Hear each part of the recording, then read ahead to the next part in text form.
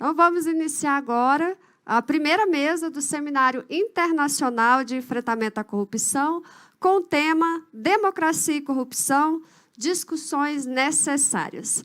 O mediador será Rudinei Marques, presidente do Fórum Nacional Permanente de Carreiras Típicas de Estado, FONACAT, auditor federal de Finanças e Controle da Controladoria Geral da União, pós-graduado em Contabilidade, Auditoria e Finanças Governamentais, mestre e doutor em Filosofia e também presidente da Federação Nacional dos Auditores de Controle Interno, FENAUD. Os palestrantes, Matthew Taylor é professor livre-docente da School of International Service na American University em Washington, é autor e coautor de 4 livros e, entre 2006 e 2011, foi professor do Departamento de Ciência Política da USP.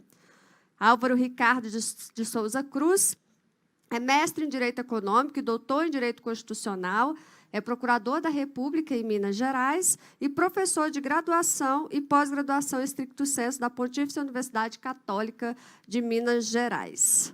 Vice-presidente do Instituto Mineiro de Direito Constitucional e membro do Instituto de Hermenêutica Jurídica, pós-doutor em História também. Passo a palavra para coordenar os trabalhos ao presidente Rudinei Marques. Bom dia novamente, Rudinei. Bom dia, Vivian. Bom dia aos nossos palestrantes, aos quais, em nome do FONACAT, da FENAUD, do CONASSE e da UNACOM Sindical, né, eu saúdo, e também em nome dos nossos mais de 1.000 participantes neste evento. Bom dia a Matthew Taylor, é um prazer tê-lo conosco, e ao professor Álvaro Ricardo de Souza Cruz. Tenho certeza que teremos um ótimo debate, até porque matéria-prima no Brasil atual não nos falta, né? Temos muito o que pensar esse tema da corrupção e as suas imbricações com a democracia. Então, sem mais delongas, eu passo de imediato a palavra ao professor Matthew. Nós teremos assim uma organização de 30 minutos para cada exposição, até 30 minutos, fiquem bem à vontade, e depois questionamentos que estão chegando aí pelas redes, certo? Então, bom dia a todos e a palavra está à disposição.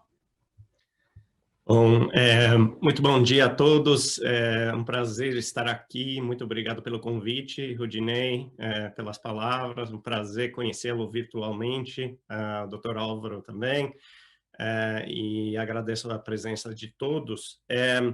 Eu vou, se eu puder, compartilhar minha tela para subsidiar um pouco a discussão, vamos ver se eu consigo. Ótimo. Espero que estejam vendo. Aqui um PowerPoint. Na verdade, na discussão de hoje, eu sou acadêmico, eu estou aqui na presença de pessoas que entendem muito melhor que ninguém o combate à corrupção, então peço desculpas por ser acadêmico, mas eu quero trazer alguns achados que eu acho que podem talvez subsidiar o debate, o trabalho de todos vocês, que vem das pesquisas acadêmicas sobre a experiência de outros países. E o principal achado, como vocês verão pelo título, é o argumento de que para aprimorar a luta, o enfrentamento à corrupção, talvez seja melhor enfatizar o accountability, a responsabilização acima de tudo. E isso tem vários ganhos que discutirei ao longo da conversa hoje, mas o principal é que accountability, responsabilização, é uma prática inerentemente democrática, isto é, de manter os nossos líderes responsáveis, de mantê-los accountable, como a gente fala em inglês. Então, sem dúvida, existe uma relação muito forte entre corrupção e democracia. O problema que a gente verá é que dificilmente conseguimos desentranhar, saber o que causa o quê. mas existem relações entre corrupção e PIB, corrupção e democracia, corrupção e estabilidade democrática, e sabemos que a corrupção é particularmente perniciosa para as democracias. Então, em termos de corrupção e PIB, vocês podem ver aqui um gráfico do PIB per capita e a corrupção. É uma relação razoavelmente forte, especialmente na parte superior do gráfico. Essa medida de controle da corrupção é do Banco Mundial. O segundo gráfico aqui traz o índice Freedom House sobre a democracia, na qual os países que estão aqui no 7, no 1, são os países que são democracias fortes, e aqui vai caindo a democracia até você chegar a países mais autocráticos. E aqui podemos ver dois dados que estão em vermelho. Este aqui é a Singapura, é um exemplo que eu acho que é importante ter em mente. Muitas vezes a gente fala sobre a Singapura como um exemplo positivo da luta contra a corrupção, mas quero chamar a atenção para o fato de os outros governos neodemocráticos ou mais autoritários, nessa mesma categoria da Singapura, tem problema de controle de corrupção, não chegam ao nível de controle que a Singapura chega. O outro ponto aqui em vermelho, que eu espero que vocês possam ver, é o Brasil. E aqui vocês podem ver que o Brasil é uma democracia, não está na categoria 1, mas está chegando perto da categoria 1.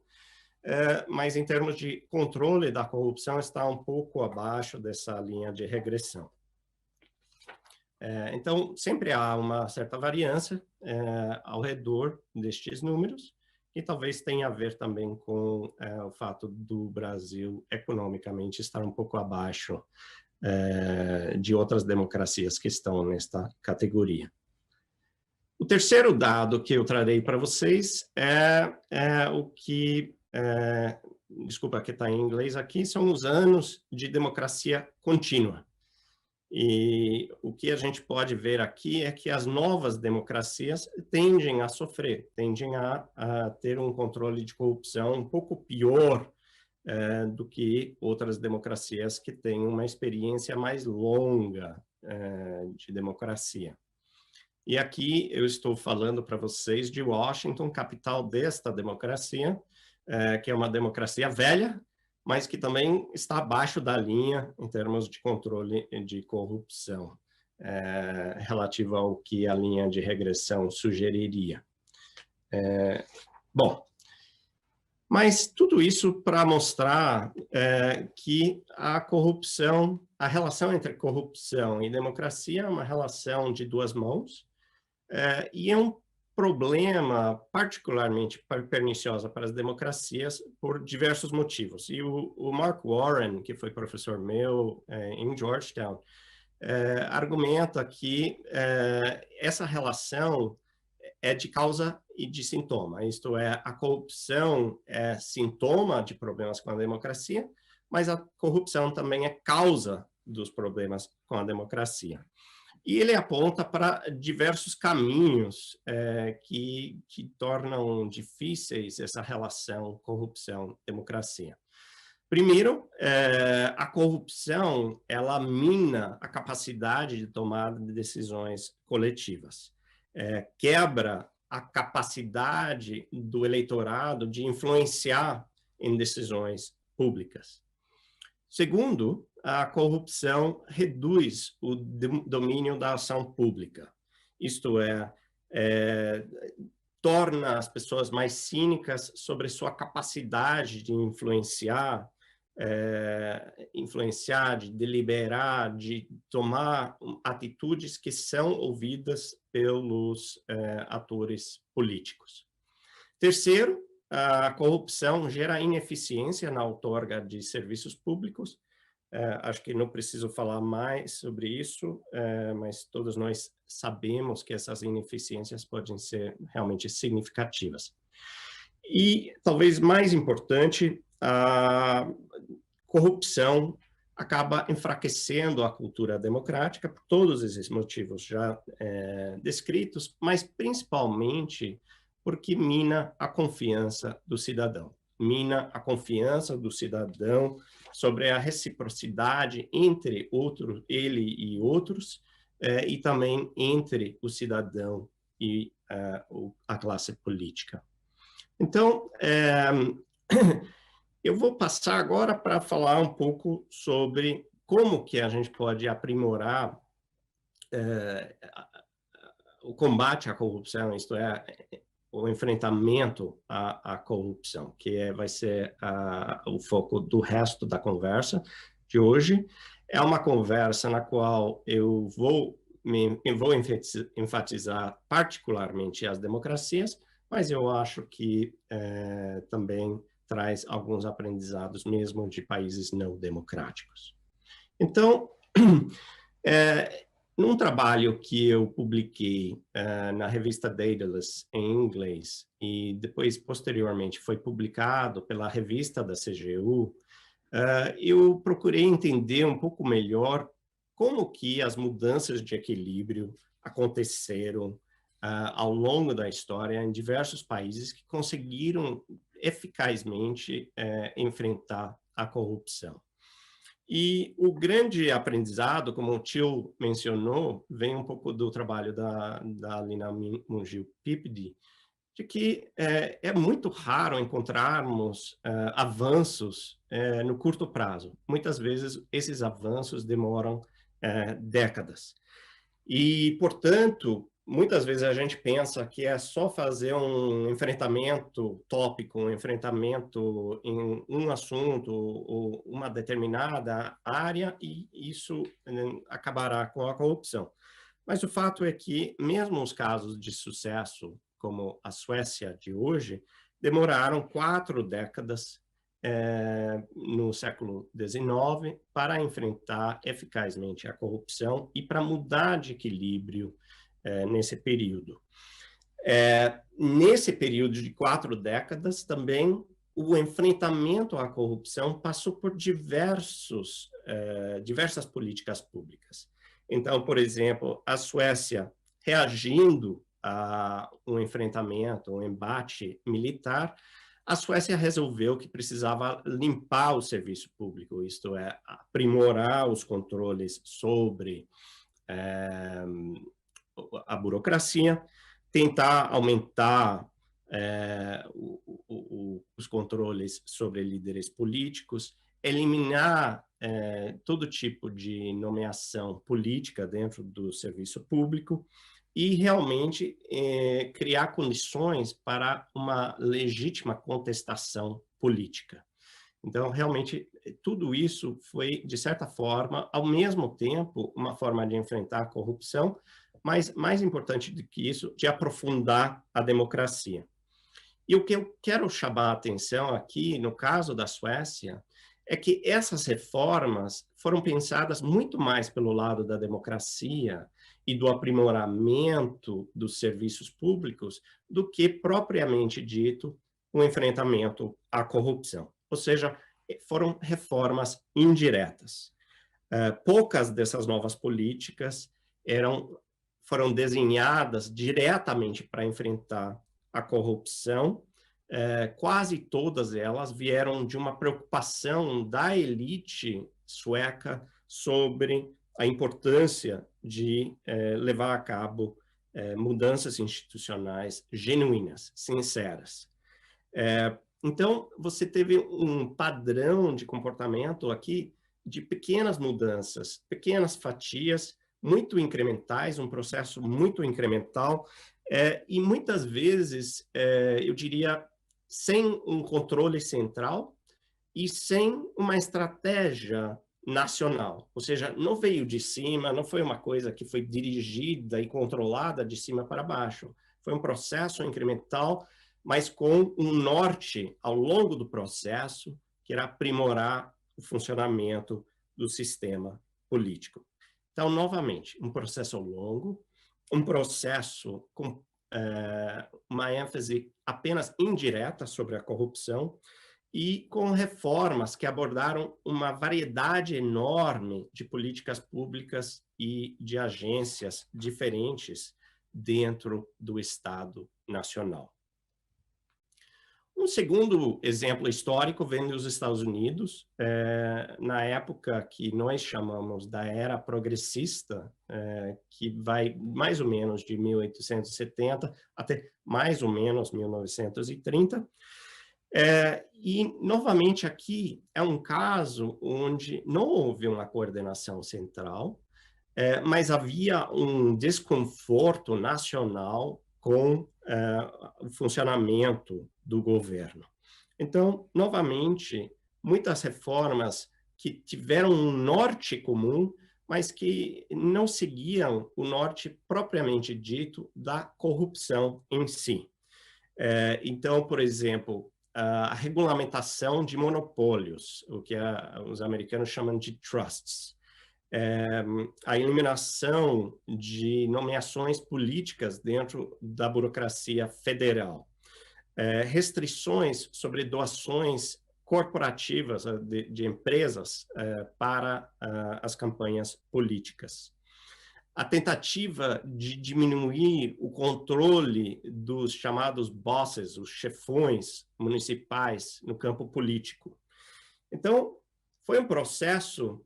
Há um debate entre os historiadores, tem gente que fala que foi um processo de apenas 16 anos, entre 1901 e 1917, a Primeira Guerra Mundial, mas quando a gente vê as reformas que tiveram impacto, de fato, é um processo que demora, de começo a fim, mais ou menos 60 anos. E eu trago esses dois exemplos porque eu acho que muitas vezes a gente pensa que os países que estão num equilíbrio virtuoso, esses países que estão se dando relativamente bem no combate à corrupção, sempre estiveram neste equilíbrio, né? E o que a gente vê é que é uma luta que demora séculos.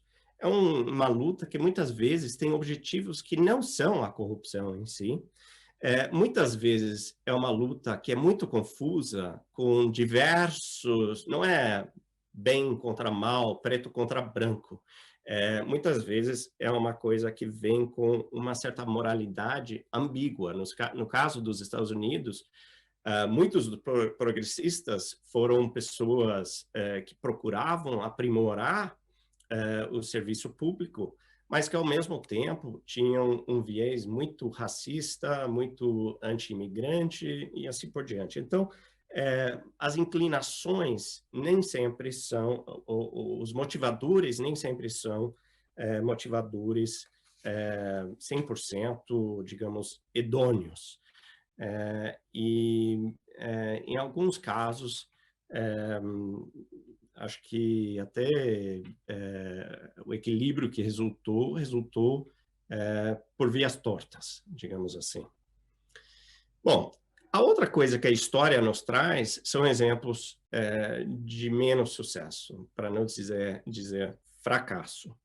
E eu acho que o caso da Itália é um exemplo que o Brasil conhece bem, até pela experiência recente da Lava Jato, onde muitos tiraram lições importantes da Operação Manipulite, e não podemos tirar o mérito da Manipulite, mas, de certa forma, ele mostra o argumento que eu quero trazer para vocês hoje, que a luta contra a corrupção precisa ser abrangente e precisa ter uma raiz, ou ter raízes mais difusas do que apenas uma cruzada, digamos, judicial.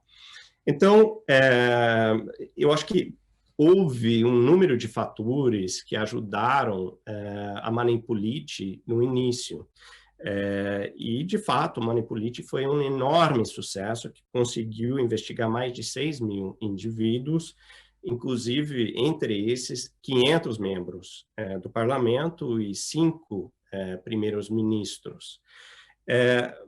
Teve vários fatores que ajudaram com o surgimento da Manipulite, uma maior independência judiciária, a popularidade do movimento anti-máfia, que esses procuradores e promotores e juízes levaram adiante, o fim da Guerra Fria, e um apoio maciço, pelo menos inicialmente, um apoio público maciço.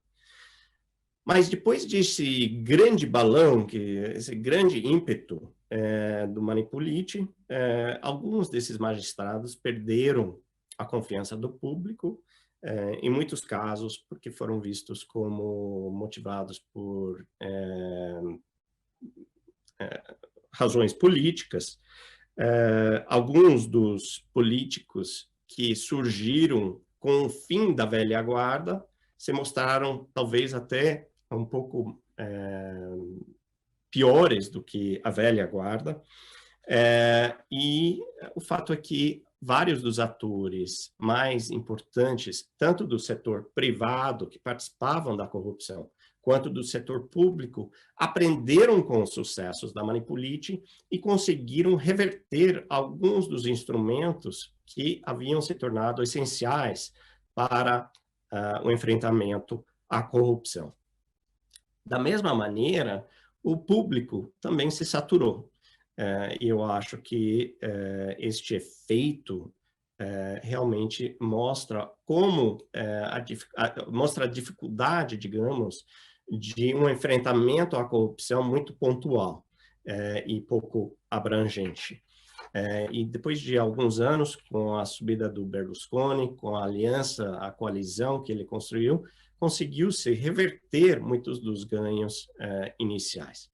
E há quem diga que a Itália hoje está em uma situação pior do que esteve no início da década dos anos 90. Bom, outro exemplo desse tipo de campanha pontual é o exemplo que vem do México. E o caso aqui do presidente Vicente Fox é ilustrativo. Vocês devem se lembrar que o Fox chegou ao poder, foi o primeiro presidente que não fosse do PRI em 70 anos, e ele decidiu que ele, de cima para baixo, criaria uma campanha anticorrupção. E implementou várias reformas importantes, mas essa proposta foi derrotada, digamos, foi perdendo força depois de apenas 3 anos, em parte porque o próprio governo do Fox foi acusado de corrupção. Então, isso mostra um pouco a dificuldade de achar que é só pôr a pessoa certa no topo do governo para enfrentar eficazmente a corrupção. Então, isso nos deixa, eu diria, entre uma coisa um pouco deprimente, porque demora tanto, né? Esses casos de sucesso que demoraram séculos, e estes casos de ênfase forte na anticorrupção que acabam, digamos, perdendo a força. Então, a pergunta que isso nos traz é como concretizar os ganhos de corrupção. E para responder isso, como acadêmico, vocês me perdoarão, eu vou ter que trazer 2 conceitos acadêmicos, mas eu juro que este é o único slide mais acadêmico nesse sentido. Então, o primeiro conceito é apenas o conceito de policy bursts, o que a gente poderia traduzir vulgarmente como campanhas de políticas públicas. A ideia aqui são políticas públicas específicas para abordar determinados problemas e ter efeitos imediatos sobre um determinado problema. Então, estou pensando aqui, por exemplo, a lei de acesso à informação. Seria um bom exemplo de um policy burst. O problema desses policy bursts, como a gente viu no exemplo do México, a gente viu de certa forma também no caso da Itália, é que muitas vezes eles têm um impacto imediato, mas são facilmente minados por oposições diversas. Então, por exemplo, as leis de acesso à informação funcionam inicialmente e depois os servidores públicos que não coadunam com o intuito da lei de acesso à informação aprendem formas de burlar ou de contornar a regulamentação. Outro exemplo seriam novas ferramentas penais, leis contra a lavagem de dinheiro, por exemplo, que funcionam inicialmente, mas aí advogados criminalistas, naturalmente, vão aprendendo como lidar com essas leis. Outro exemplo são as agências anticorrupção, que foram usadas especialmente na Ásia, mas onde você cria uma agência, mas muitas vezes não tem sequência, e aí acaba caindo e a agência perde seu valor.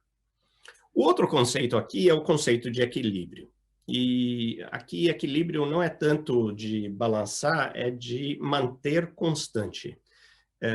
E aí eu estou pensando um equilíbrio com um estado de mente, uma forma autossustentável da sociedade manter uma regra em pé.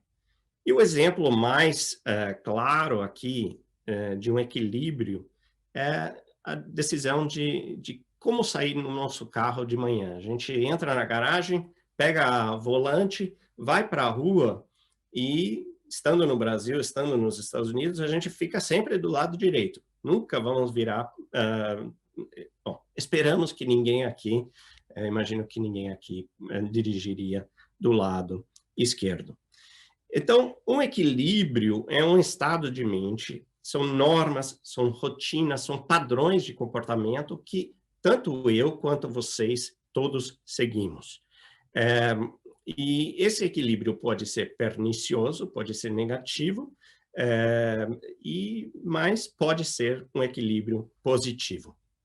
E aí, no caso da corrupção, o equilíbrio positivo é o que a Mungil Pipedi chama de universalismo ético, um ciclo virtuoso onde o cidadão participa, as instituições funcionam, os cidadãos se sentem empoderados e, em uma única palavra, este equilíbrio pode se expressar como Dinamarca, né? É o país que talvez melhor expresse esse equilíbrio. Então, acho que a meta que nós todos que estamos aqui neste seminário sobre enfrentamento da corrupção estamos procurando é a meta de alcançar um equilíbrio da qual seria irracional, seria perigoso ser desonesto. Ou seja, um equilíbrio no qual as instituições de accountability vão se retroalimentando, sendo retroalimentados pela política e também pela participação cidadã. Então, eu vou só finalizar a minha fala dando alguns exemplos aqui na terceira sessão sobre países que conseguiram achar um meio caminho entre o que eu chamei de campanhas pontuais e este processo mais longo de mudança estrutural que foi visto na Suécia, que foi vista nos Estados Unidos.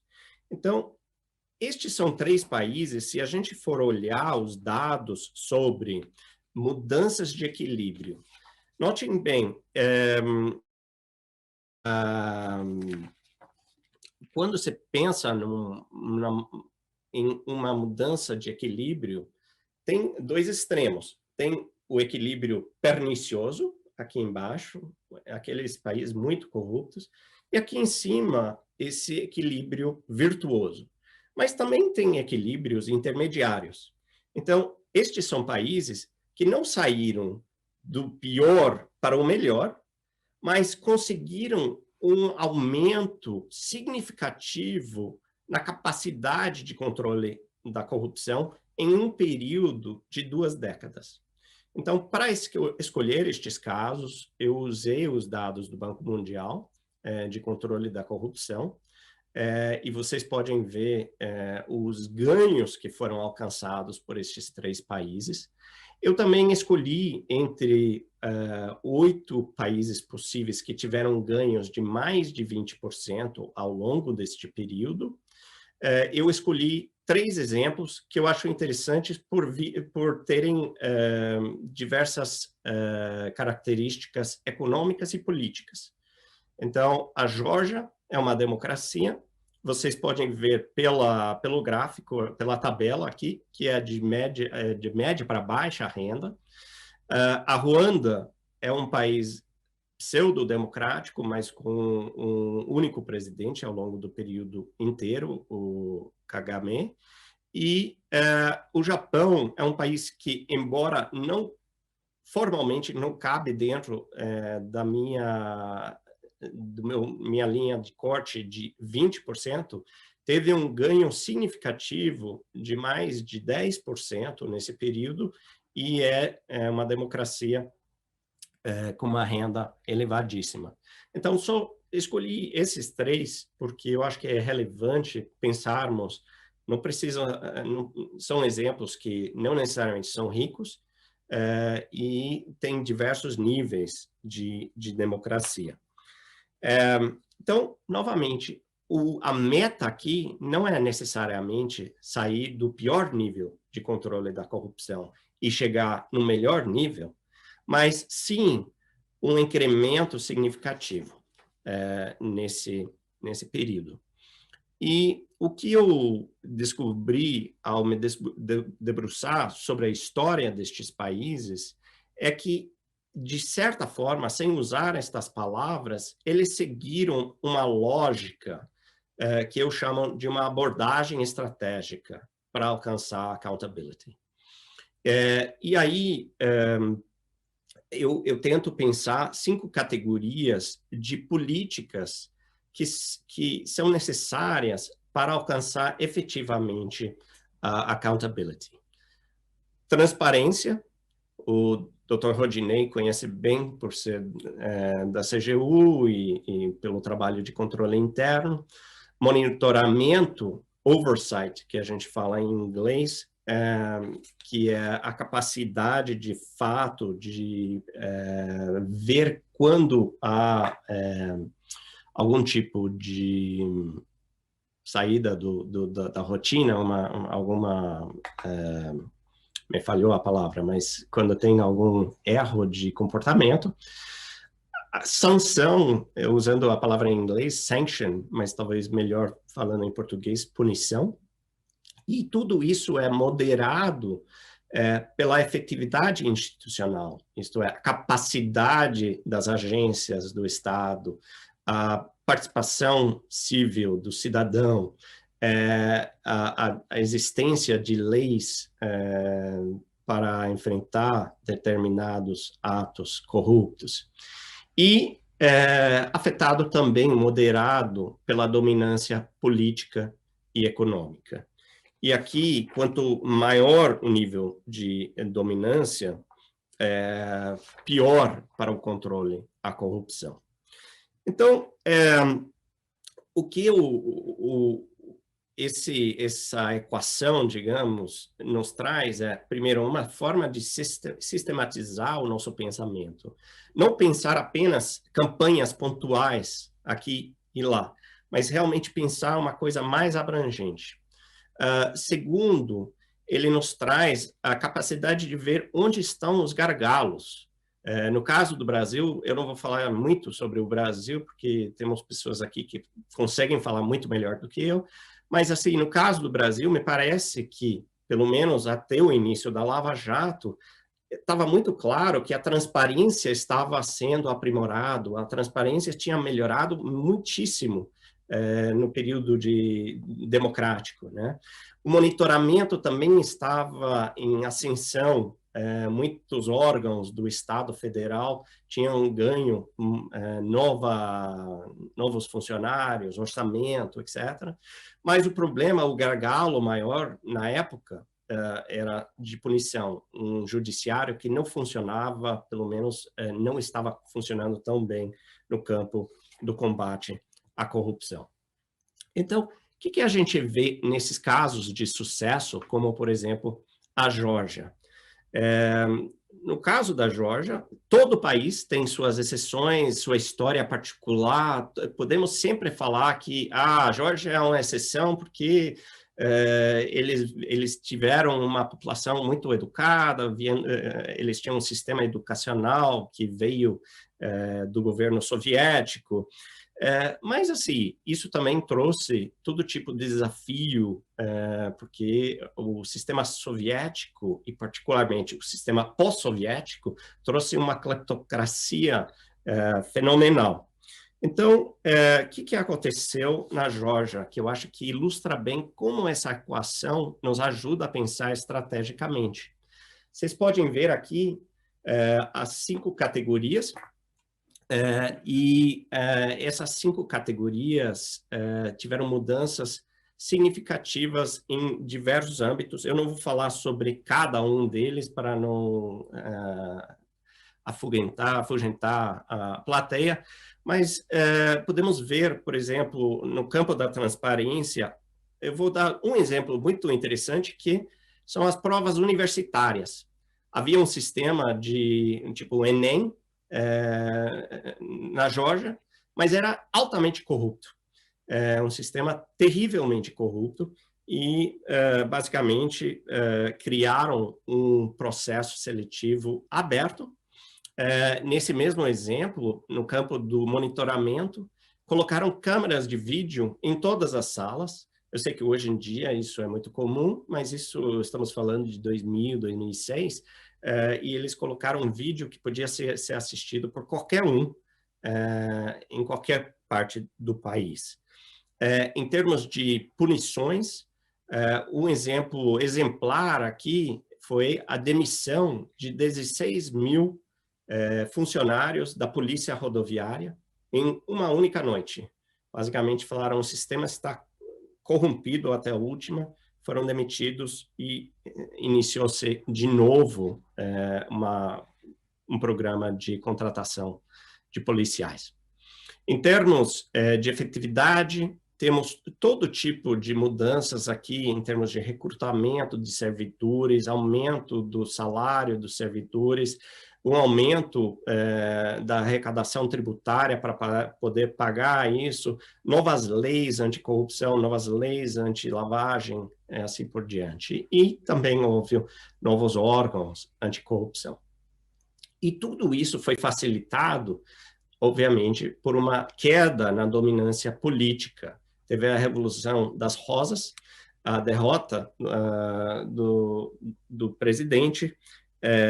Na verdade, este é o presidente que foi reformista, ele também foi derrotado, então teve uma mudança significativa no campo político que ajudou a gerar uma mudança de equilíbrio. Novamente, não foi uma mudança de sujo para limpo, de pernicioso para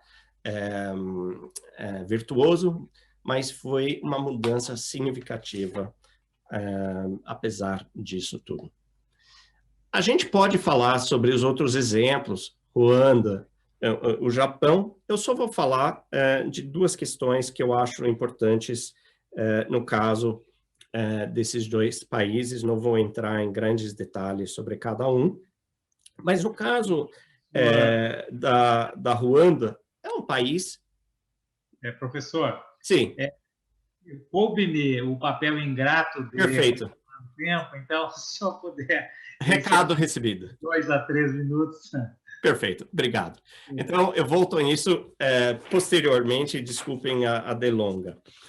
Eu só vou terminar, então, dizendo alguns dos aprendizados que vêm dessa história e dessa comparação internacional. A primeira em vez de tentar achar que um Big Bang, que uma abordagem, uma campanha resolveria de vez o problema da corrupção, é importante pensar como criar uma estratégia de ganhos incrementais, mas uma estratégia iterativa, isto é, que faz mudança em determinado campo, reflete sobre o impacto desta mudança e volta a propor reformas dentro deste campo. Segundo, pensar as soluções adequadas para cada contexto local.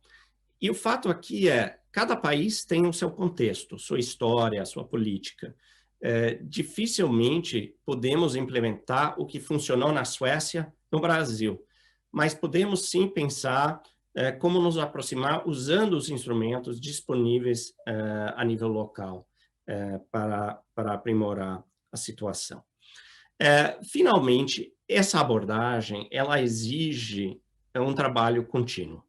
E eu sei que todos vocês que trabalham nessa área sabem o quão contínuo é esse trabalho, mas eu enfatizaria, portanto, a segunda parte aqui, que é a estratégia. Não quero insinuar que deve haver um controle centralizado, porque os exemplos internacionais sugerem que controles de cima ou a centralização tipicamente não funcionam. Mas sim, precisa haver uma constante tentativa de ver como que os gargalos de hoje estão sendo enfrentados e, portanto, quais serão os gargalos de amanhã, como podemos abordar estes gargalos de forma a chegar a um novo equilíbrio. Obrigado e desculpem a delonga. Professor, nós agradecemos imensamente.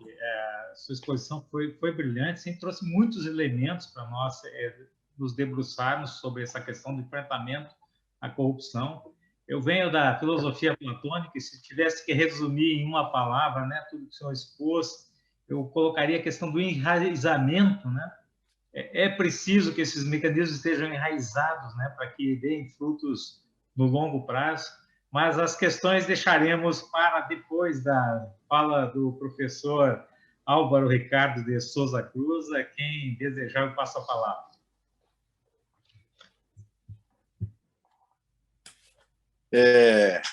Muito bom dia a todos e todas, né? Agradeço por estar aqui conosco, ainda que virtualmente.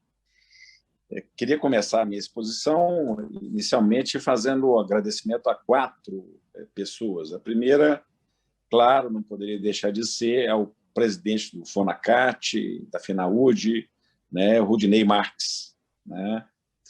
Gostaria de fazer um agradecimento também pelo convite do presidente da UNACOM sindical, né, Dr. Braulio Cerqueira. Gostaria de agradecer ainda a doutora Vivian Daniele, coordenadora do FONACAT, organizadora desse Seminário Internacional de Enfrentamento à Corrupção, e, particularmente, agradecer ao presidente do CONACYT, professor Leonardo Ferraz, que foi meu aluno, que se tornou um grande amigo, né? A gente sabe que a educação é um dos mecanismos aí de sementear essas amizades aqui. Queria cumprimentar também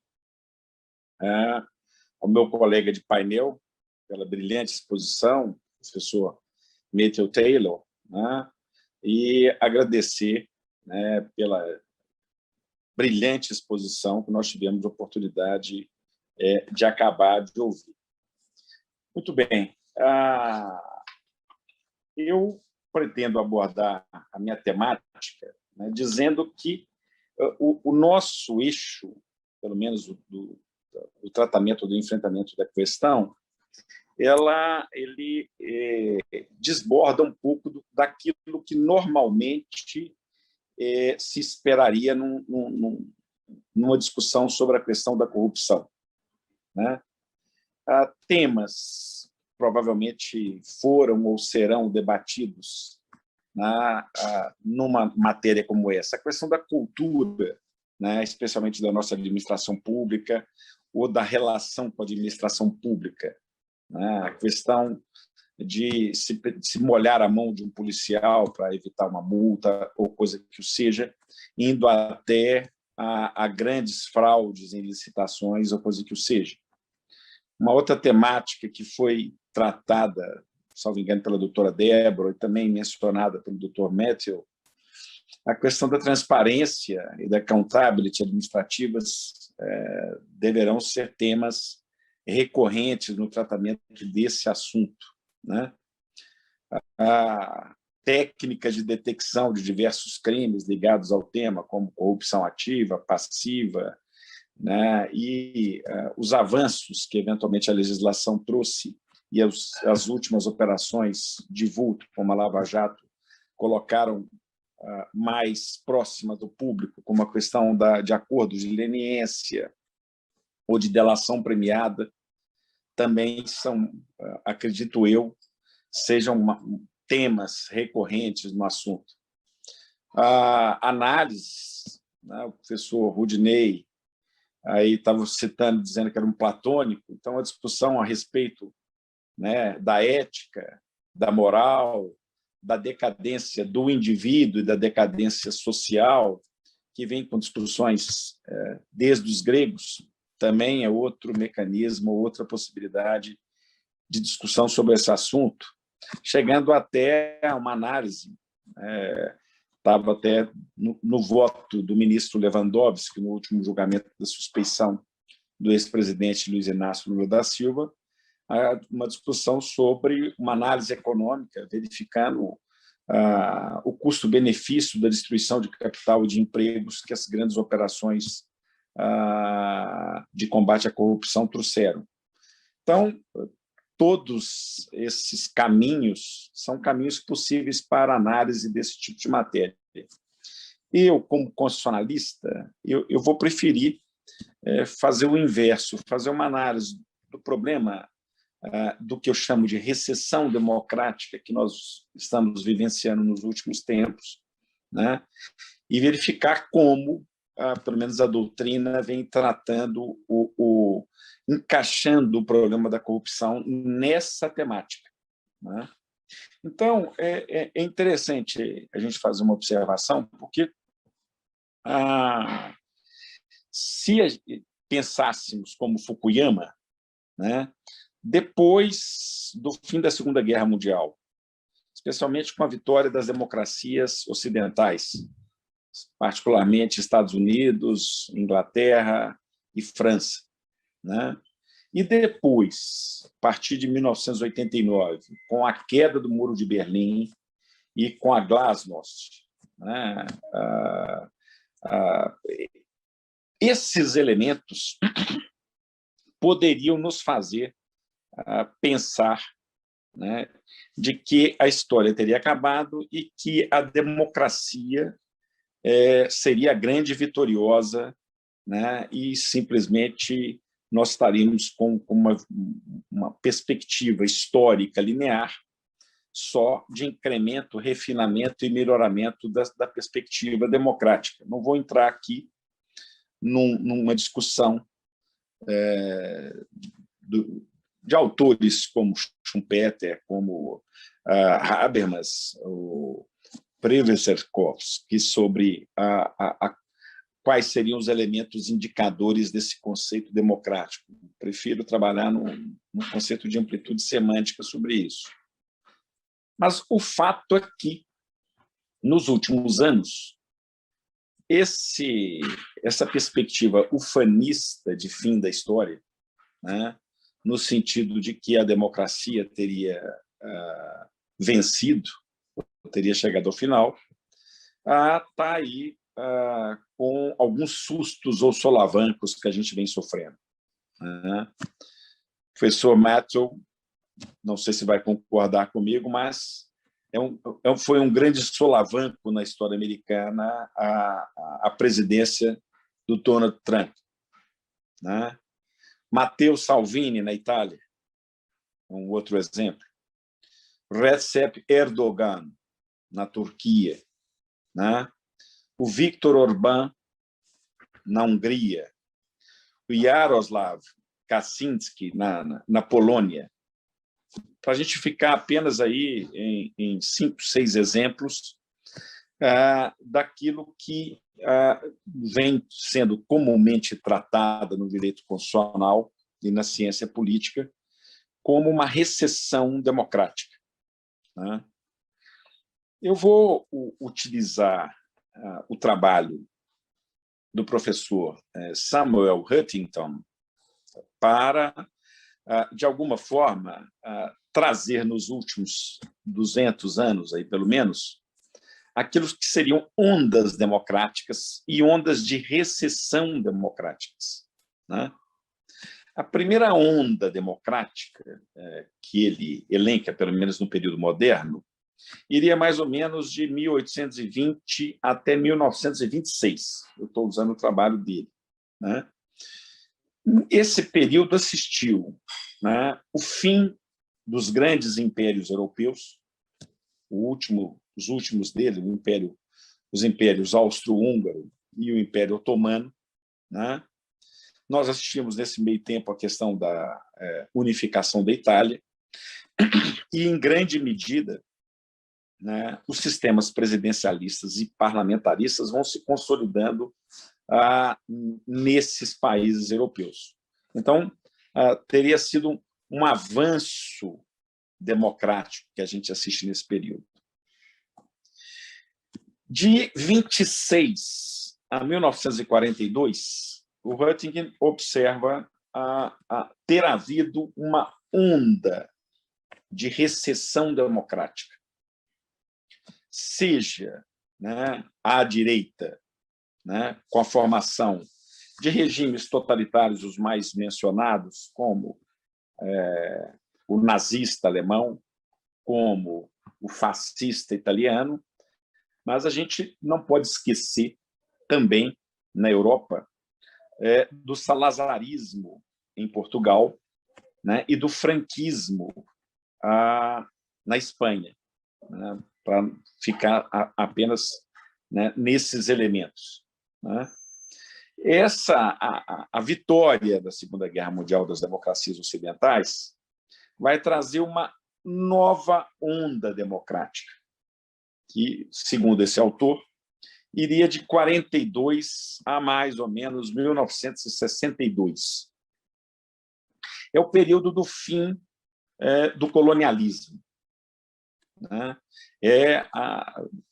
Número enorme de países na África e na Ásia vão se espalhar. Um bom exemplo para quem é constitucionalista, seria a expansão do número de cortes constitucionais que nós vamos assistir por todo o mundo, né, em torno dessa temática.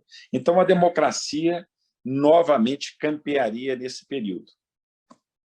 Nós vamos, então, ter um novo processo ou novo fenômeno, né, de recesso, de recessão democrática, que iria mais ou menos de 62 a 75. No nosso caso, no caso brasileiro, obviamente, essa conta estaria errada, né, em 10 anos, né, mas observando o cálculo dele. Para esse autor, o que marca, né, especialmente nesse período de recessão democrática, primeiro, o fenômeno da Guerra Fria, a questão da chamada política de dominós, aonde, então, um grande número de regimes democráticos, eventualmente na Ásia, na África e na América Latina, vão cair com golpes de Estado, muitas vezes com a colaboração, ou em grande parte com a colaboração das grandes potências mundiais à época, tanto os Estados Unidos quanto a União Soviética. Então, o que caracteriza esse período é um conceito de ruptura democrática. E essa ruptura democrática se dá como elemento incidente, incisivo, rápido, que é um putsch ou um golpe de Estado, em grande medida, como acontece no Brasil, com a colaboração tanto da sociedade civil, mas marcadamente das Forças Armadas, utilizando aqui da chamada doutrina da segurança nacional, lá atrás, no período varguista, forjada pelo general Góes Monteiro, e depois gerida ou gestada pela ESB, pela Escola Superior de guerra. Vamos colocar, né, vamos fazer uma defesa do professor Samuel, né, dizer que a ideia de golpes, né, ela não está apenas restrita a esse período de tempo. Nós acabamos de assistir na Tailândia, né, um golpe de Estado militar, né, que praticamente tira do poder, né, o partido tailandês Pheu. Não sei se é exatamente essa a pronúncia de tempo. Depois desse período, dessa segunda grande onda de recessão democrática, o globalismo, né, especialmente a globalização, né, vai fazer que haja um novo movimento de vento democrático, que é o período que, na opinião dele, iria mais ou menos de 75 a 2002. Né? As comunicações sociais, a internet, o avanço da imprensa, a consolidação da democracia avança em vários países. O esgotamento, o fim praticamente desse conflito leste-oeste, né, com a queda da União Soviética, com o desfazimento, do Pacto de Varsóvia, todos esses elementos promoveriam uma distensão e facilitaram o crescimento da democratização. E é nesse momento aí que pensou-se, né, que a gente estaria caminhando, eventualmente, a largos passos para o fim da história.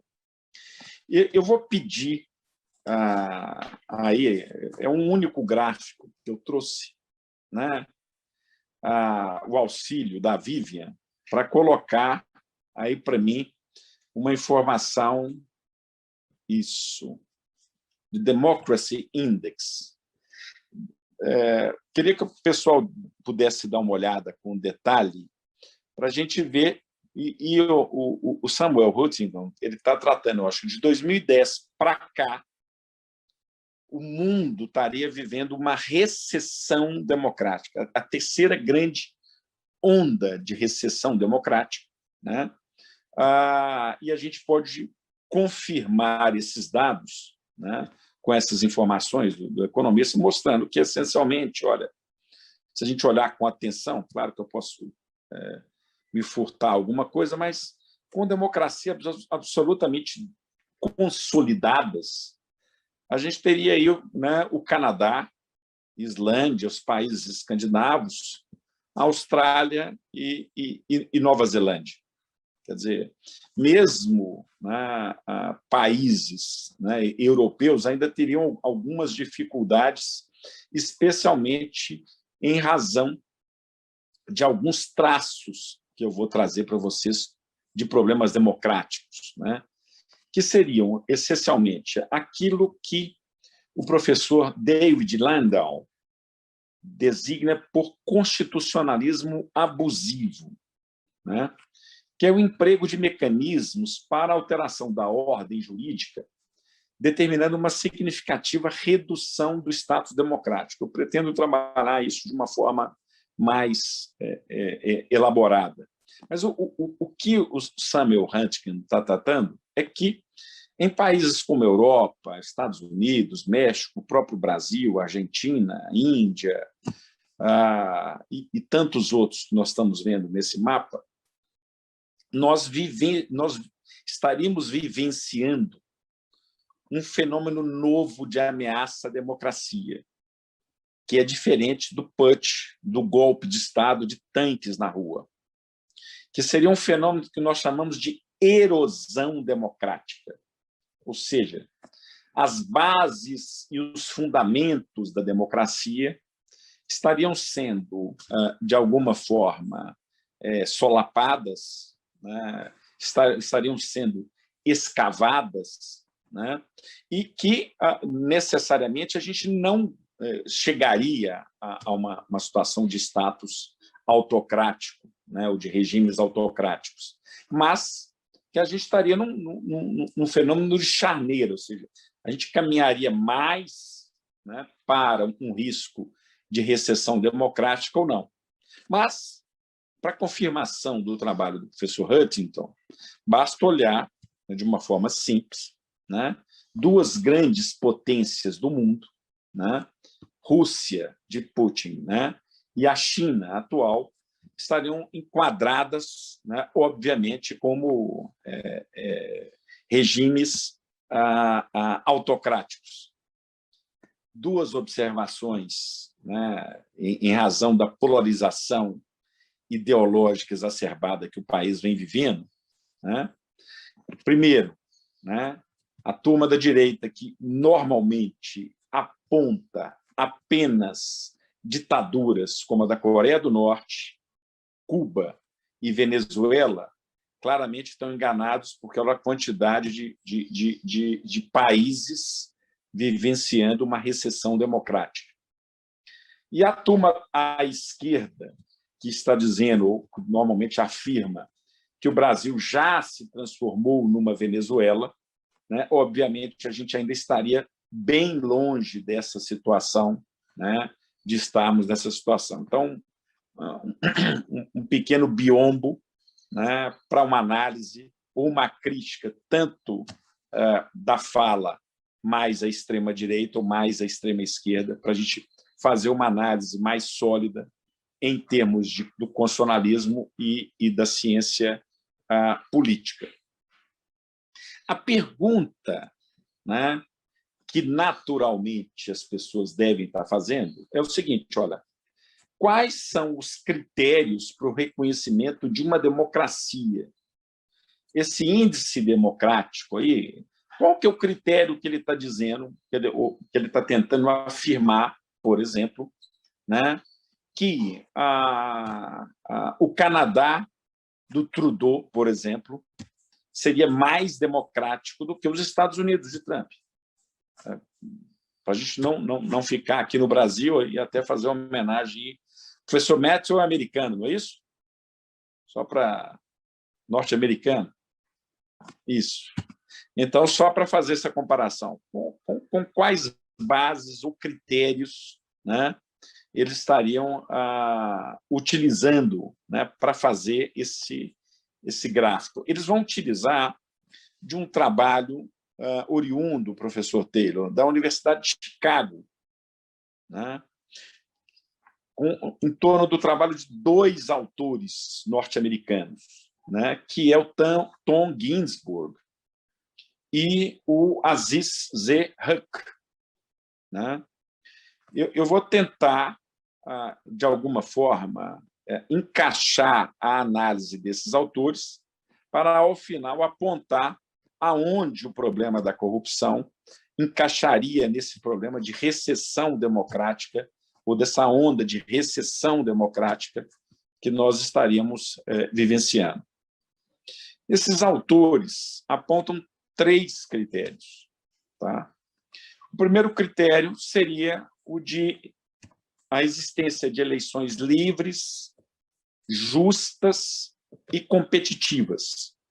Então, esse elemento, né, obviamente, tem uma série de articulações, né, que precisam ser examinadas. Por exemplo, a possibilidade e o nível de liberdade partidária, do exercício de propaganda política, a questão da formação de distritos não discriminatórios. Esse é um problema central na história da democracia norte-americana. Quer dizer, é só a partir das cortes de Warren Burger e de Burger-Wolgen, nos Estados Unidos, né, dos anos 40 aos anos 70, que uma série de formações de distritos que praticamente impediam a voz do eleitorado negro de se manifestar, de estar ali presente. O direito da liberdade de votar, né, vamos colocar assim, né, aqui no Brasil, né, só em 1932 a mulher, por exemplo, pôde votar. Nos Estados Unidos, só com a emenda constitucional 22, a mulher pôde, né, ter o direito de voto. né? Nos Estados Unidos, até hoje, você tem pelo menos até a década de 70, os nativos americanos tinham dificuldade de votar, algo que o Brasil e os Estados Unidos compartilham, que é a dificuldade do preso, especialmente o preso definitivo não pode votar, e o preso provisório, o Estado brasileiro não dá mecanismos para essa grande parcela da população votar, e Estados Unidos e Brasil compartilham, né, uma característica de ter uma grande população carcerária, né? Mas, além disso, né, a distorção da vontade popular por meios de comunicação social, especialmente, né, esse é um fenômeno que começa com a chamada Revolução Árabe, que é uma revolução que é praticamente gestada em torno de meios de comunicação, como Instagram, WhatsApp, Facebook e outros meios de comunicação, TikTok, agora a moçada nova está se utilizando disso, mas o índice de fake news, de má formação de dados, de desinformação, né, é outro elemento sendo utilizado ou trabalhado por esses autores americanos para fazer essa noção de densidade da democracia. Muito bem. Um segundo elemento que esses autores trabalham, né, o Ginsburg e o Huck, são justamente os chamados direitos de primeira dimensão, chamados direitos liberais. Então, a questão da liberdade de associação, a questão da liberdade de expressão e, naturalmente, a questão do controle da mídia, o nível de censura, o aspecto da liberdade religiosa, particularmente isso na África e na Ásia. Esse é um elemento importante a ser considerado. A questão do manuseio da propriedade privada, a liberdade de contratar, a liberdade de trabalhar, a igualdade no direito de voto. Todos esses são elementos que esses autores colocam. Para que a gente não caia na velha crítica do professor Oliveira Viana ao Rui Barbosa, lá no princípio do século, dizendo, né, o Oliveira Viana era um grande crítico do Rui Barbosa, dizendo, olha, o Rui Barbosa está trazendo aqui, conhece muito o direito americano, ou coisa que seja, mas ele não percebe, né, a necessária adaptação ou a necessária análise ou filtragem dos aspectos teóricos vindo, né, de países estrangeiros aqui para o Brasil. Então, eu faço só uma pequena análise, uma pequena crítica aos autores Huck e Ginsburg, no sentido da importância também, especialmente em países pobres como o nosso, né, em desenvolvimento como o nosso, para o desenvolvimento dos chamados direitos sociais e coletivos. Não se pode falar em direito à associação, de participação política, quando a pessoa não sabe ler, não sabe escrever, quando, né, nos dias de hoje, nós estamos aí com 1 em cada 10 brasileiros, né, com risco, né, de alimentação, de não conseguir, agora, no horário do almoço, poder se alimentar. Então, moradia e outros elementos de direitos sociais e coletivos, seguramente, para nós, né, não podem ser esquecidos, ou, pelo menos para fins de nossa análise, devem ser incorporados para a análise da densidade democrática e da consolidação democrática no Brasil. O último elemento que esses autores trazem é o rule of law, né, o chamado Estado de Direito, ou seja, a consolidação do desenho institucional, das corporações, né, não apenas das grandes funções legislativa, executiva e judiciária, mas de todos os órgãos, como os órgãos de fiscalização. Nós estamos aqui trabalhando com uma série de auditores ou coisa que seja, né? Esse elemento seria absolutamente importante. Eles trazem alguns elementos, como, por exemplo, a presença ou não de emendas constitucionais que consolidaram governos autoritários. Bons exemplos, né, com o Fidesz, partido Fidesz, na Hungria, a consolidação do Viktor Orbán, né, o mesmo fenômeno na Polônia, né, a ideia, a modificação, o fechamento da Suprema Corte, impeachments reiterados de ministros da Suprema Corte venezuelana e boliviana aqui perto do Brasil, né, são elementos que, de alguma forma, enfraqueceram, né, a fiscalização entre os poderes. Não estou nem me referindo à chamada teoria clássica dos federalistas de check and balances. A gente precisa, de alguma forma, caminhar, porque os federalistas, de alguma forma, eles estabeleciam uma fidelidade entre poderes, e a ciência política hoje deixa claro que, muitas vezes, você tem um parlamentar de um mesmo partido que vai apoiar o executivo exatamente pela identidade partidária. Então, a ideia de checks and balances precisa ser atualizada com os elementos atuais. Mas esses problemas que nós assistimos, né, têm fatos curiosos aqui no Brasil, né? Os processos de impeachment que nós assistimos recentemente com o Collor e depois com a Dilma, né, praticamente transformaram o Instituto do Impeachment numa espécie de moção de desconfiança típica do parlamentarismo, e o que fazendo com que o parlamento tenha um elemento aqui no Brasil de força e o presidente da República não tenha nada em contraponto a isso. Ele não pode, por exemplo, dissolver o parlamento e convocar eleições para isso. Então, esse seria um exemplo, né, dentro da análise do Huck e do Ginsburg, aqui, claramente, no Brasil.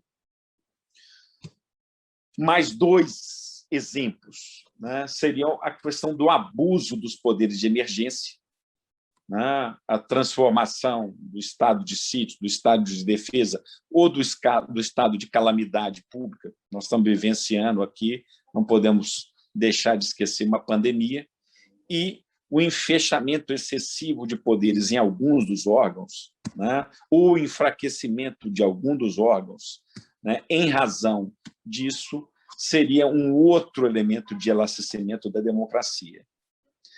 A corrupção, ela entra exatamente com um elemento grave de forjar aquilo que eles chamam de descrença da democracia e na descrença no direito. A sensação de impunidade, né, faz com que, muitas vezes, as pessoas descreiam da democracia. Se você fizer uma pesquisa, boa parte da população, não só no Brasil, mas você pode fazer uma pesquisa em outros países, e esses dados também são passíveis de serem encontrados, grande parte da população hoje já não acredita nos institutos democráticos. Eles acham que a ditadura, que uma ação de força, né, seria capaz de depurar os problemas que nós estaríamos enfrentando, ou estaríamos vivenciando para esse tipo de questão. E a corrupção mina a fé na democracia.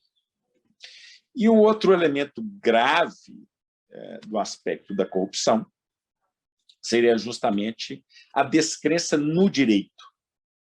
A descrença de que o direito, que os procedimentos jurídicos possam ser capazes de estabelecer, né, freios, né, aos políticos, aos funcionários públicos, ou ao grande empresariado, né? Há uma crença generalizada num aspecto de custo-benefício de que vale a pena ser corrupto, né? E se vale a pena ser corrupto, né, essa democracia, de alguma forma, ela acoberta ou ela incentiva esses elementos, né? Essa desmoralização do direito e da democracia, né, são elementos graves, né, e são um apontamento grave nesse movimento de recessão democrática que não só, né, o Brasil, mas o mundo estaria vivenciando, na opinião do Samuel Huntington. Eu vou encerrar a minha colaboração aqui. Haviam me pedido uma palestra mais curta, aí, de 20 minutos. Né? Espero que eu tenha conseguido atender, né, os objetivos aí, dos organizadores do seminário. Muito obrigado. Nós que agradecemos, professor Álvaro, foi muito importante o senhor ter trazido esse tema, porque é o que nós estamos vivendo hoje, né?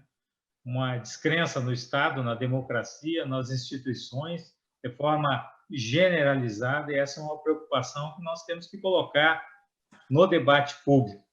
Mas vamos começar aí as questões. Acho que nós temos tempo aí para 2 ou 3 questões para cada um dos palestrantes. E eu vou tomar a liberdade de começar, né, fazendo uma provocação que vai na mesma linha para os 2 palestrantes, né? Um nuance um pouquinho diferente, mas na mesma linha, né? Porque o professor Matthew trouxe a questão das mudanças no longo prazo, né? Da necessidade de sedimentar essas mudanças, né? Em busca, enfim, de um equilíbrio, né? Nas questões de Estado, no enfrentamento da corrupção, enfim, nas instituições republicanas. Agora, eu perguntaria se, ainda que os avanços, né, eles se deem no longo prazo, se nós podemos, numa outra perspectiva, dizer que os retrocessos, em todos os casos, eles são rápidos. E se são rápidos, qual assim, nem sei se tem uma média temporal, né, mas nos comparativos internacionais, né, como é que se dá essa retomada? Nós vamos ter que esperar 10, 20, 60 anos para que haja uma retomada, ou elas têm sido mais rápidas, né, nos países analisados? E da mesma forma para o professor Álvaro, né, que trouxe a questão da erosão democrática, institucional, né? Até eu estou falando agora, lembrou um dos últimos convidados na grande conferência do FONACAT, que é aí da UFMG, o professor Juarez Guimarães, e trouxe questões muito relevantes também, algumas vão na mesma linha que o senhor trouxe hoje para essa reflexão, e é na mesma linha que vai essa primeira, então, questão, né? A erosão democrática, ela também não é permanente, né? Quer dizer, a democracia se reinventa, o Estado se reinventa. E hoje nós precisamos, no Brasil, né? Eu tenho dito aí nas minhas falas no espaço público, a primeira coisa a gente tem que tentar se manter vivo, né? Sobreviver. A segunda é manter a sanidade psíquica, né? E a terceira, se for possível, a gente tem que ter alguma esperança que vai sair de um fundo de poço em que nós não paramos de cair, né? Então, a questão vai na mesma linha, né? essa erosão democrática ela pode cicatrizar, né? E como é que nós, como nós fazemos isso, né? Cabe a cada um de nós, porque esse é um evento que reúne acadêmicos, estudiosos, servidores que atuam, né, em várias áreas do Estado brasileiro. Lá no Fonacart nós temos praticamente todas as carreiras de Estado aí, que atuam em áreas essenciais, estratégicas, e reunimos também a sociedade civil aqui representados por dezenas de associações e sindicatos. Como é que nós podemos ajudar para recompor, né, o tecido democrático no Brasil, né, em função até do próprio índice da democracia que foi apresentado há pouco, que mostra que nós não estamos tão bem, né? Para não dizer que estamos realmente muito mal. Mas, bom, são essas questões, então, iniciais. Professor Neto, por favor.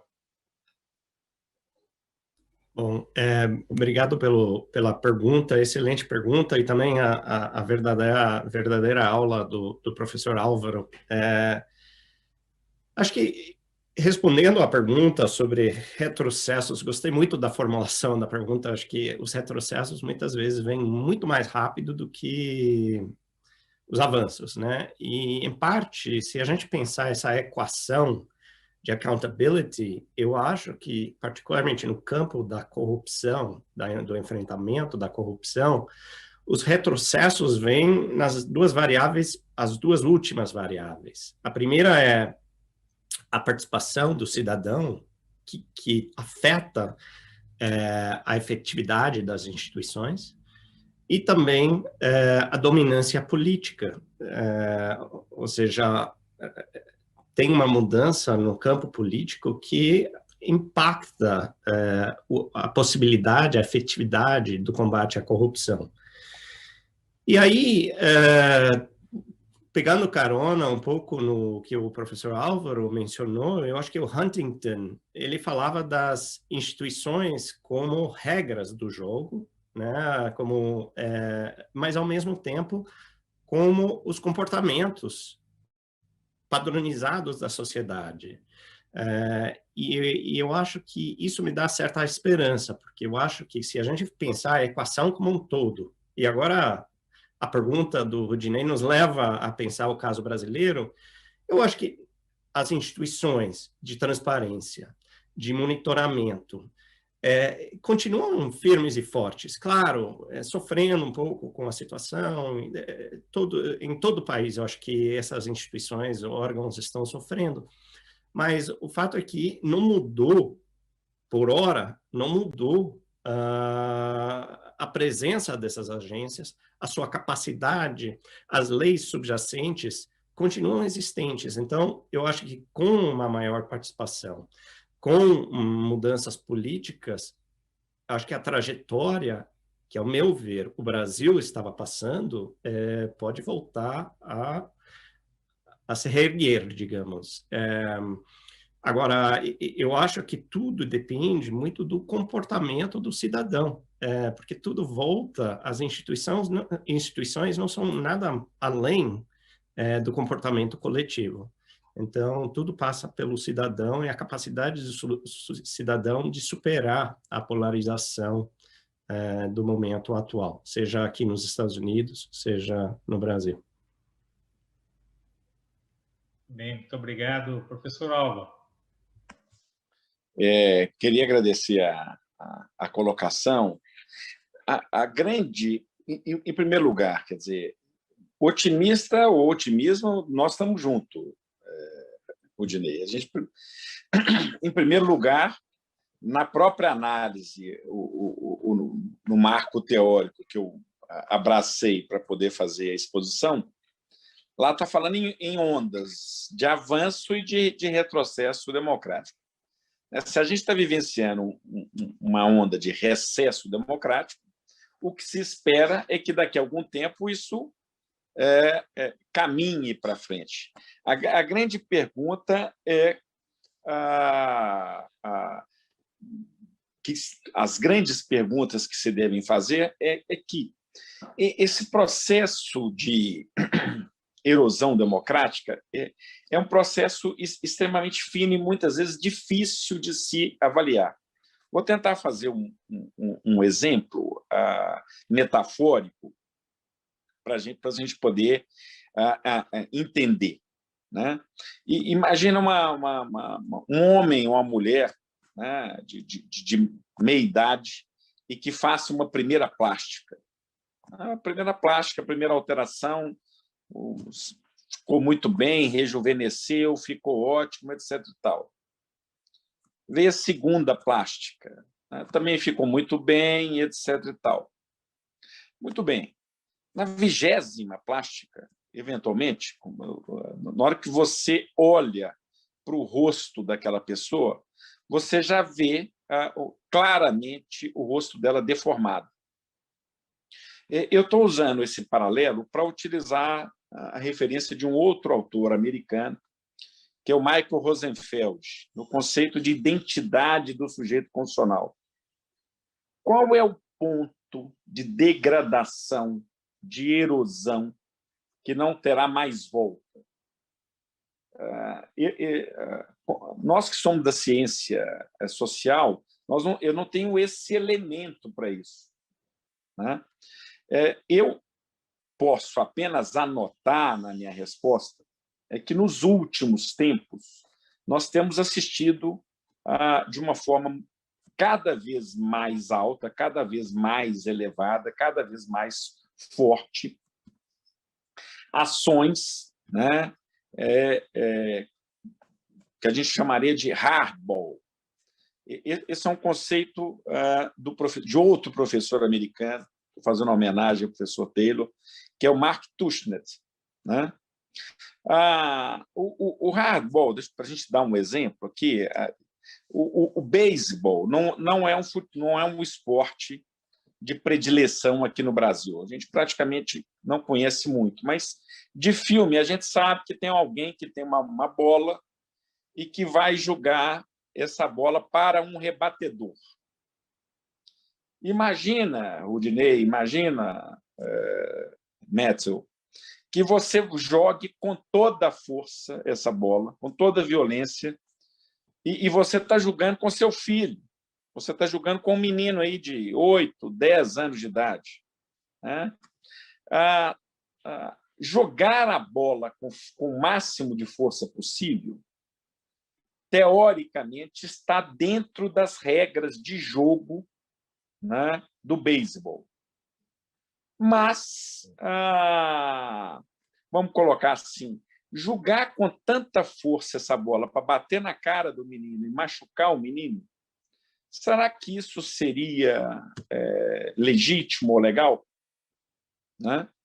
Eu vou transplantar essa jogada de hardball aqui para o direito constitucional, né? Vamos fazer uma análise simples.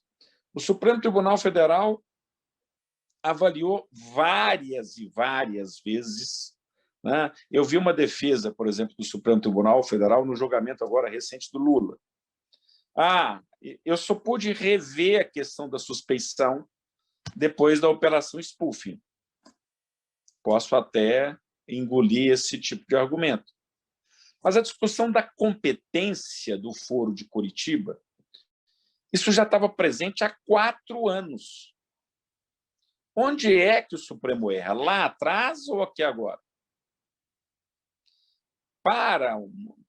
Saindo de uma análise estritamente jurídica, entrando para a ciência política, fica parecendo que há alguns anos atrás o Supremo era da conveniência do Supremo tirar, né, o Lula e o PT do jogo político partidário, e agora, diante de alguns hardballs do governo federal, quer dizer, manifestação em praça pública, né, não o presidente apoiando, mas na frente de faixas pedindo intervenção militar, em frente de faixas apoiando o AI-5, né, o presidente vai junto a esse tipo de público, né?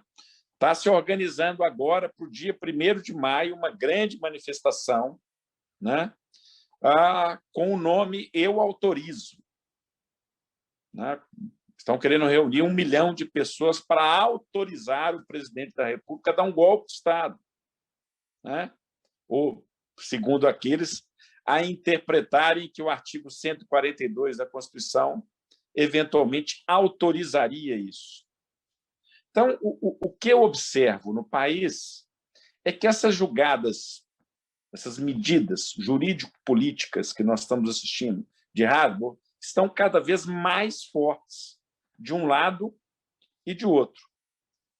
A torcida para que isso acabe bem, professor Rodinei, nós estamos juntos nessa torcida, mas eu venho assistindo com preocupação aquilo que está acontecendo no Brasil. Estamos juntos na torcida, mas, por enquanto, né, acho que nossas instituições ainda são dinâmicas, são fortes o suficiente para a gente reverter esse processo. Mas não deixo, ao lado do meu otimismo, fica a minha preocupação. Acho que eu consegui responder a sua colocação. Obrigado, professor Rodinei. Obrigado, professor Álvaro. Vamos fazer o seguinte agora. Eu sou muito disciplinado em relação ao tempo e nós vamos até 12h30. Então, eu vou fazer 2 questões em bloco para cada um dos expositores. E aí, quando vocês responderem, já podem encaminhar suas considerações finais. Pode ser? Então, vamos começar com o professor Matthew, então, para seguir aí a ordem que temos usado até aqui. Uma pergunta que vem, essa está com o nome aqui, do Rafael Kleiner.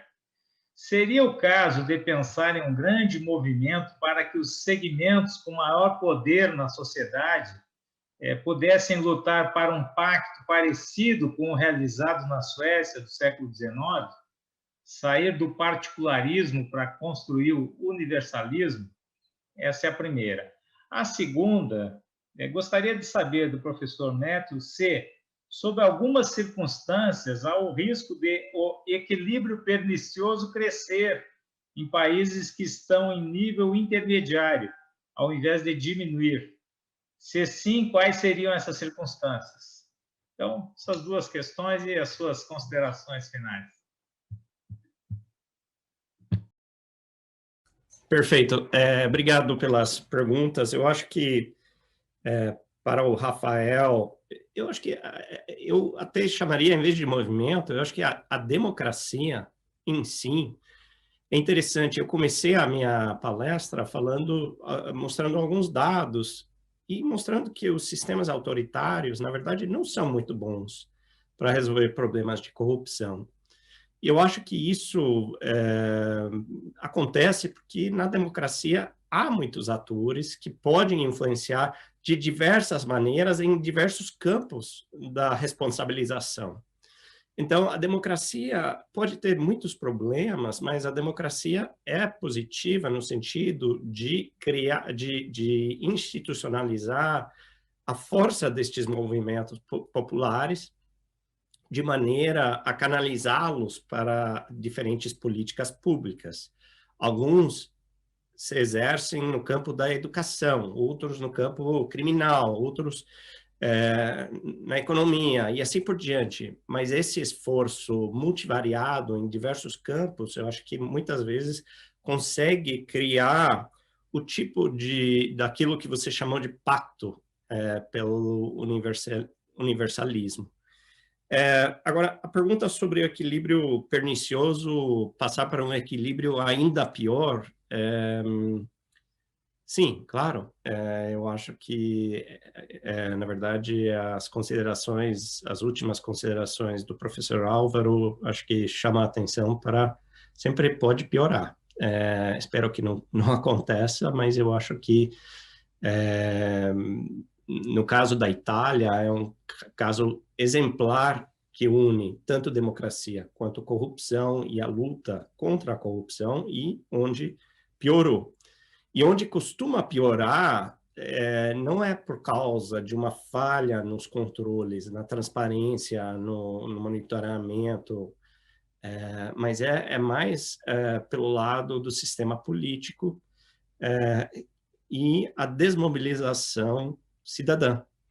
Então, eu acho que é importante manter isso em mente, e manter em mente, eu acho que eu só finalizaria falando, olhando de fora para o Brasil, eu concordo e fico muito preocupado de ouvir as considerações dos outros presentes, porque eu tenho uma afinidade pessoal pelo Brasil, gosto muito e não gostaria que nada disso acontecesse.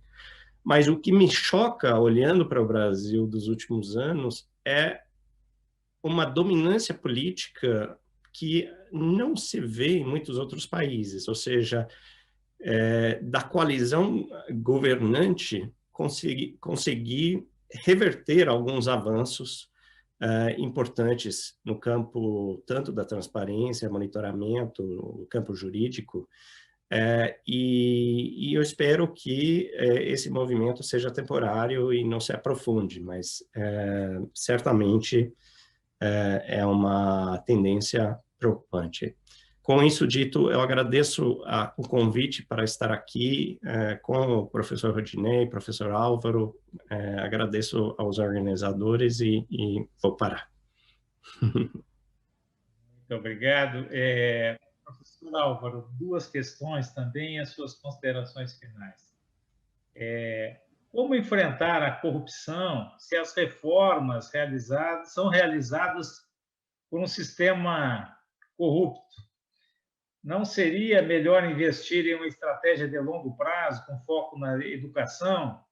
Primeira questão. A segunda é da presidente da FENADEPOL, a nossa amiga Tânia Prado, Federação Nacional dos Delegados da Polícia Federal. A Tânia pergunta como fortalecer os órgãos de controle. Há espaço para um fortalecimento institucional, como, por exemplo, independência e autonomia? São essas questões, professor. Gostaria de agradecer as perguntas, né? São múltiplos elementos, ou são múltiplas as variáveis para a explicação, né, de um sucesso ou de um insucesso em torno da democracia ou dessa recessão democrática. Eu não tenho a menor dúvida de que a educação, né, ela contribui, né, para o aprimoramento da participação popular. Ao mesmo tempo, né, se você faz uma análise em termos de neurociência, vou te dar um exemplo. Foi feito na penúltima eleição americana um trabalho com 200 eleitores, 200 republicanos e 200 democratas. Valeria aqui para nós 200 bolsonaristas e 200 petistas, para a gente estabelecer uma comparação. E o debate Trump versus Hillary. Fim do debate, perguntou-se aos 200 republicanos quem ganhou o debate. Os 200 disseram unisonamente Trump. Da mesma forma, a pergunta foi feita aos 200 democratas, né? Quem venceu o debate? Os 200 democratas disseram Hillary.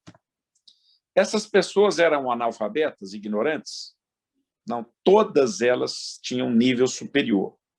Todas elas eram perfeitamente educadas, tinham graduação superior. O grande problema da pesquisa é de que o acompanhamento por eletrodos que se fizeram nos lóbulos do cérebro não assistiram participação no raciocínio fino do cérebro nosso. Eram as laterais do cérebro, os lóbulos laterais, que indicavam o funcionamento da emoção, que estavam pulsando no momento do debate. Então, a minha resposta à primeira pergunta é, ao mesmo tempo, um sim enfático, sim, precisamos de melhorar a educação, sempre, não estou negando isso, e um não, isso não é suficiente. O fato da pessoa ser educada, da pessoa ser refinada, ela eventualmente não deixa de ser conduzida, levada pela polarização e, o que é mais grave, pela intolerância. Com relação à segunda pergunta da delegada, eu não tenho a menor dúvida de que a independência, né, e vou usar dos argumentos do professor Neto, quer dizer, numa democracia, você tem vários protagonistas, vários atores, e quanto mais independentes, né, CGU, a Polícia Federal, o Ministério Público, todos os órgãos de fiscalização, a Receita Federal, quanto mais independência, melhor. Não é o que nós temos assistido nos últimos tempos, né? O fato acontecido com o superintendente lá em Manaus, né? Uma vez que ele estava denunciando um problema de uma interferência irregular, pelo menos ao sentir dele, do ministro do Meio Ambiente, e ele simplesmente ser removido do cargo para outro lado, tem mostrado justamente o contrário. Quer dizer, nós estamos assistindo um movimento de redução ou de corte de ações ou de possibilidades dos nossos órgãos ou dos nossos atores políticos aqui no Brasil. Eu queria renovar o agradecimento ao convite que me foi feito. Particularmente, gostaria de agradecer, gostei demais de conhecer, gostei demais de aprender com o professor Matthew Taylor nessa oportunidade, e agradecer a oportunidade de estar com vocês aqui nessa manhã, nessa palestra. Agradeço aos organizadores, né, e espero, né, tenha preenchido minimamente as expectativas em torno da minha presença aqui. Muito obrigado. Bom, meus caros, eu tenho que agradecer também a oportunidade de poder ter mediado, né, esse painel que foi riquíssimo, né? Nós saímos aqui com muitos elementos para pensar, né, o Brasil atual, tudo isso que está acontecendo e a importância de nós superarmos essas múltiplas crises que estamos vivendo. Então, em nome do FONACAT, do CONASSE, da FENALDE, do NACON Sindical, eu agradeço imensamente professores Matthew Taylor e Álvaro Cruz. Espero que possamos contar com a presença de ambos no segundo seminário internacional, porque queremos tornar esse seminário uma constante aí na vida, né, política, acadêmica nacional. E feitos esses agradecimentos e aos nossos internautas que nos acompanham, eu passo a palavra para Vivian Daniele. Muito obrigado. Muito obrigada, presidente Rudinei Marques. Bom, agora nós vamos fazer um pequeno intervalo de almoço, vamos retornar a 1h30, né, com a mesa 2. Antes, eu só queria eu gostaria de dar uns recados, né? Lembramos que tem aqui no link, na descrição, no link da descrição do vídeo, tem um link para que vocês possam confirmar a presença no evento e receber o certificado. Os certificados serão enviados assim que encerrar o evento, depois das 18 horas. Ou quem preferir, tem o QR Code na tela, que nós vamos deixar no ar durante todo o evento. Vocês só precisam aproximar a câmera do celular e vocês vão cair no link que confirma de novo os dados de vocês. É realmente como se vocês fossem preencher a inscrição. Vai confirmar nome, né, e os dados pessoais para que possam receber o certificado no final da tarde. Aproveite, ative o sininho aqui no YouTube, siga o canal do FONACAT e também as nossas redes sociais no Facebook, Twitter e Instagram. Esperamos vocês às 1h30 aqui nesse mesmo canal.